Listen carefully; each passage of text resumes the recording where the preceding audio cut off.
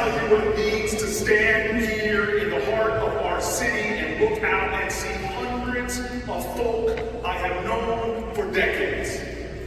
We are gathering here with a lot of other people from a lot of other places coming back to the city that is Don's. And I will tell you this, for those of you that don't know, there's not a stone you can throw, not a place you can go, not a road on which you can drive that the Payne family has not had an impact on in our city. But Donald Payne and his family have impacted every single artery, every single area of our community. And the jobs that this family have generated, from those down at our port and in warehouses and the airport, people who have education, people who turn a faucet and have clean water, people who dial 911 hoping that the police or the fire department will arrive, have a Payne family member to thank. This should be a moment for us, with one of the great sons of the city before us, not just to feel sadness and sorrow, but to feel joy and jubilation. My journey with Don Payne has been long, and he would tell me that. We had these parallel careers. Both of us came up in city council. When I was mayor of the city, Don Payne was the council president. Now I will tell you, those years were tough years for our city. There was a global recession going on. The unemployment rate in Newark was over 20%. Like knife wounds in every community, there were foreclosures rifling through. The hardness of that time of leadership, I saw Don at his best. I saw his unwavering commitment and dedication to people. You see, Don may have looked a little flashy. He had these incredible suits and a pocket square that would match his socks. And we've already been speaking about the bow tie, but I want you to know that Donald Payne was a humble man. Keep watching SkadekTV. Don was this guy that wasn't loud, but when he spoke, you listened to him. His gentility opened hearts. He had a way of seeing people that others overlook and lifting folks up who others just walked on by.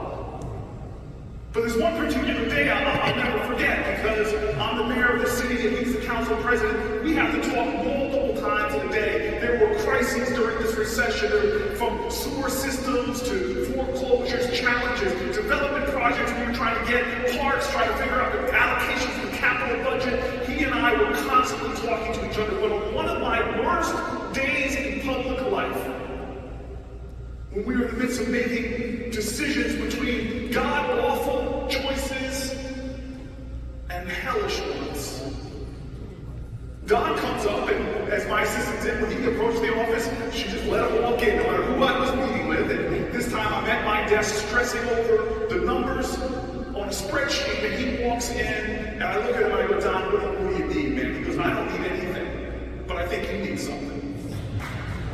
And he said, get out from behind that desk and sit down with me. And I came over to my conference table, and he and I sat down, and he said, let's have a moment of prayer. And then when we were done, he looks at me, and this is the first time I can remember him saying, at a time that I was not feeling great about myself, he looked at me and he said, I'm proud of you.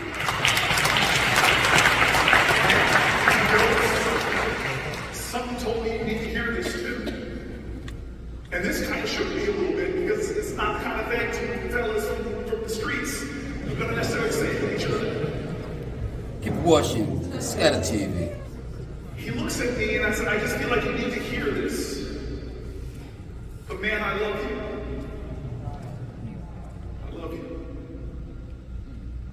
Now, our journey continued. He went off to Washington and he thought he was getting away from me.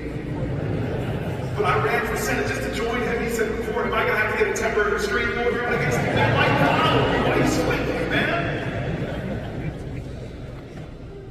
And to have him as my partner, two congresspeople from Newark, New Jersey, growing up just a few miles from each other, coming up on the same streets, representing the same communities.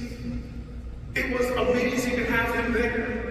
He never let my head get too big and always kept my feet on the ground, but he would repeat to me over and over, I'm proud of you, man. I love you. Don't forget where you came from. I'm glad that the CDC is here. They're family. I got set up in Washington and I was the only black person in our caucus, and I'd come over there and it would be like community.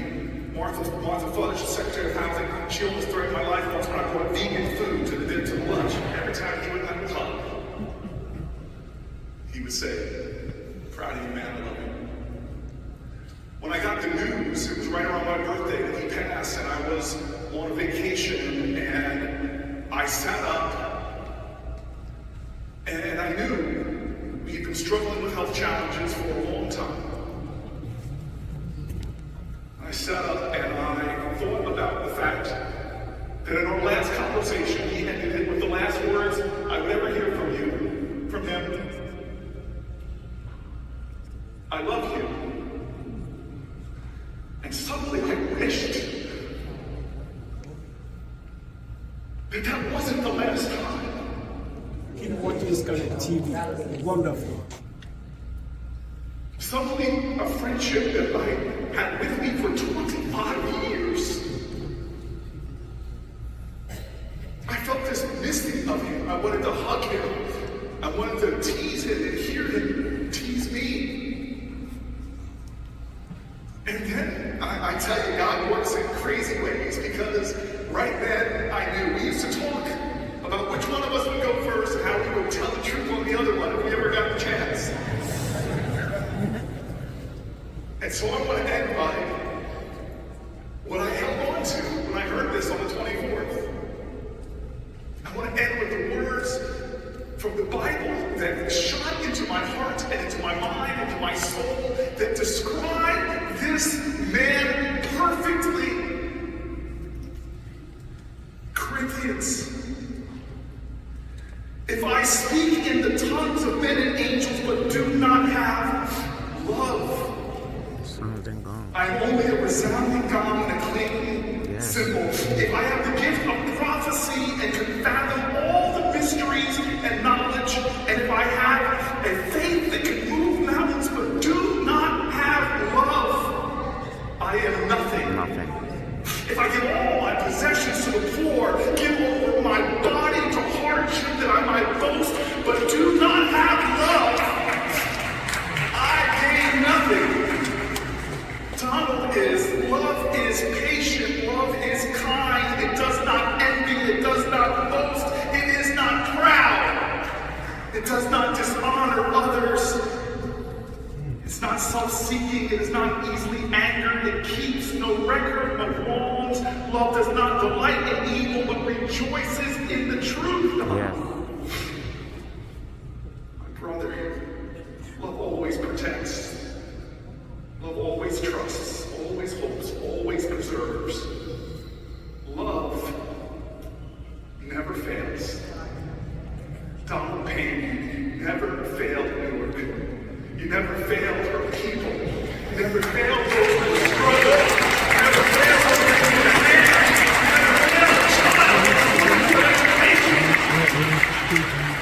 You never failed me, ever. Keep watching SkadekTV. Don's legacy of love will be forever, and I am forever grateful. To the family, I'm sorry for your grief, but I am thankful for the love you gave him that allowed him to do such extraordinary acts of love for all of us. And to my brother, I say one more time,